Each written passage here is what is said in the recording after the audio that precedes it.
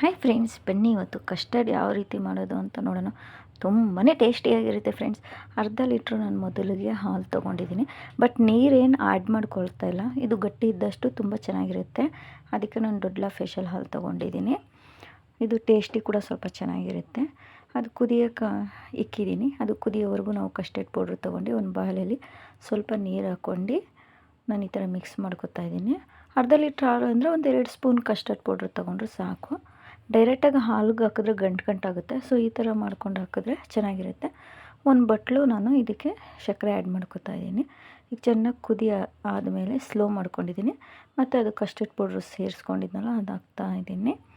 But ಇದು ಒಂದು 2 ನಿಮಿಷ ಸಾಕು ಕುದಿಯೋಕ್ಕೆ ಬಿಡೋಣ, ಜಾಸ್ತಿ ಏನು ಬೇಡ. ಸ್ವಲ್ಪ ಗಟ್ಟಿ ಅದೇ ಬರ್ತಾ ಇರ್ತೀವಿ ಒಳಗೆ ಜೆಲ್ಲಿ ಥರ. ಇದು ಬೇಕಾದರೆ ನೀವು ಐಸ್ ಕ್ರೀಮ್ ಸ್ಟಿಕ್ ಇದ್ದರೆ ಅದಕ್ಕೂ ಕೂಡ ಹಾಕಿ ನೀವು ಫ್ರಿಜ್ಜಲ್ಲಿ ಇಕ್ಕಿದ್ರೆ ಐಸ್ ಕ್ರೀಮ್ ಥರ ಇರುತ್ತೆ, ತುಂಬ ಟೇಸ್ಟಿ ಇರುತ್ತೆ ನೋಡಿ.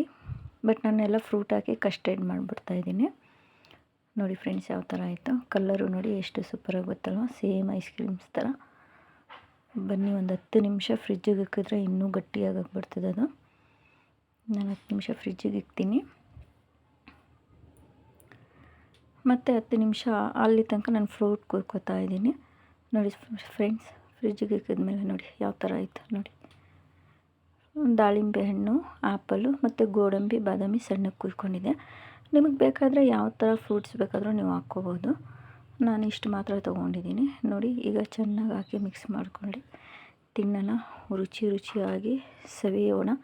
ಬನ್ನಿ, ನೀಟಾಗಿ ಮಿಕ್ಸ್ ಮಾಡ್ಕೊಂಡು ಒಂದು ಬೌಲ್ಗೆ ಸರ್ವ್ ಮಾಡ್ಕೊತೀನಿ ನೋಡಿ ಫ್ರೆಂಡ್ಸ್. ಮಕ್ಕಳು ಫ್ರೂಟ್ ತಿನ್ನಲ್ಲ, ಅದು ತಿನ್ನಲ್ಲ ಅಂದರೆ ಈ ಥರ ಕೊಡಿ. ಡೈಲಿ ನಿಜವಾಗ್ಲೂ ತುಂಬ ಟೇಸ್ಟಿಯಾಗಿರುತ್ತೆ.